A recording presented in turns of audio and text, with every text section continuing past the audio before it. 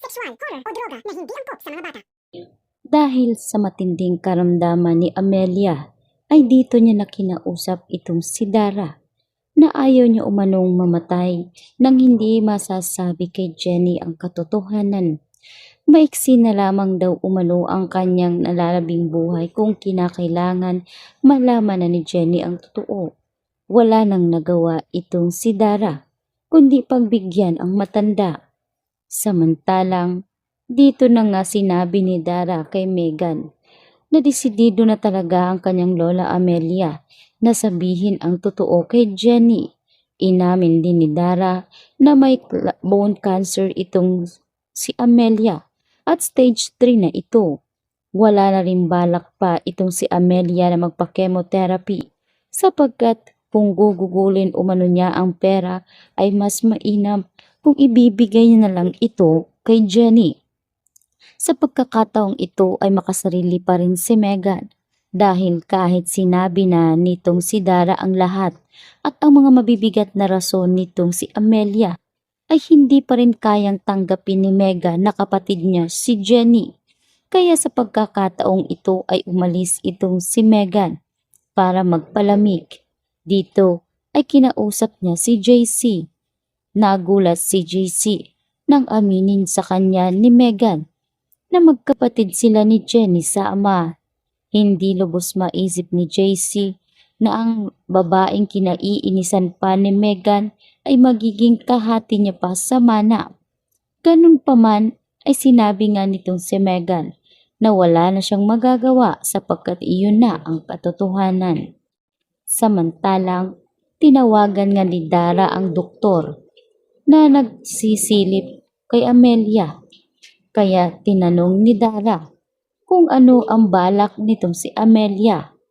Ngunit anya ng doktor, mas lalong nagiging progressive pa ang cancer nitong si Amelia. At dito na rin sinabi ni Amelia na wala na itong balak magpa-chemotherapy. Masyadong nasaktan si Dara dahil para bang ibinibigay na ni Amelia sa itaas ang kanyang nalalabing buhay. Kaya naman naiintindihan ni Dara kung naisman nitong si Amelia na sabihin ang totoo. Kaya itong si Amelia ay agad ngang pumunta ng ospital para dito kausapin ng mahinahon itong si Jenny. Tinanong ni Amelia si Jenny kung nararamdaman niya ba talaga ang pagmamahal ng kanyang amang si Perry. Tila naninibago si Jenny sa mga katanungan ni Madam Amelia. Sinabi rin ni Amelia na naniniwala siya na hindi talaga sila magkamukha ni Perry. Bakit hindi nga raw tanungin ni Jenny ang totoo kay Minchie? At kapag meron na itong nalaman, ay wag nga raw itong mag-atubili na bumalik sa kanya. Napansin ni Jenny ang mga bagay na tila kakaiba kay Madam Amelia. Kaya tinanong ni Jenny si Madam Amelia kung ayos lang ba ito. Kaya paliwanag ni Amelia na ayos lang.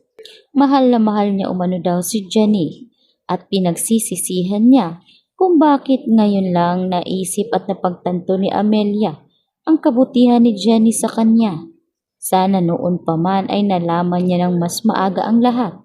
Kaya nagulat si Jenny sa mga tila pasaring nitong si Madam Amelia. Kaya bumalik na si Jenny sa kwarto ng ama. At dito nagulat siya sa kanyang mga nabasa mula sa cellphone nitong si Perry. Dito kasi nabasa ni Jenny ang tungkol sa pagkatao ni Jenny. Kaya dahil dito ay tinanong ni Jenny ang ama kung totoo nga ba na ama niya si Perry. Nagulat si Perry sa tanong ni Jenny. Kinabahan ng maigi si Perry dahil ito na nga ba ang kanyang kinakatakot na malaman ni Jenny ang totoo. Ngunit bago ang lahat ay pinuntahan rin ni Amelia si Minchie para pakiusapan ito na gusto niya nang malaman ni Jenny ang totoo. May karapatan umano si Amelia kay Jenny dahil kadugo niya ito. Ngunit depensa nitong si Minchie na nung mga panahon na tinanggihan ni Dio ang bata sa kanyang sinapupunan ay para na rin siyang itinakwil nito. At noon pa man ay ayaw na talaga sa kanya nitong si Amelia.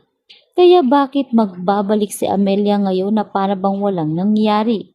Matagal umanong itinaguyod ni Minchi at Perry si Jenny. At si Perry ang may karapatan umano kay Jenny. Ngunit anya ni Amelia na hindi niya hinahabol si Jenny dahil gusto niya. Hinahabol nitong si Amelia si Jenny dahil gusto niya na malaman ni Jenny ang totoo bago siya pumanaw. Nagulat si Minchi sa sinabi nitong si Madam Amelia. Kaya inamin na rin ni Madam Amelia ang kanyang sitwasyon at ang kanyang sakit ngayon. Sinabi ni Amelia na kokonti na lamang ang buhay na kanyang itatagal sapagkat matindi umano ang kanyang bone cancer at stage 3 na ito. Kaya kung sakaling mapagbibigyan siya ni Minchi ay tatanungin niya itong isang napakagandang bagay sa buhay niya at maramdaman man lang kahit iilang araw na lang ang iyang itatagal na apo niya si Jenny.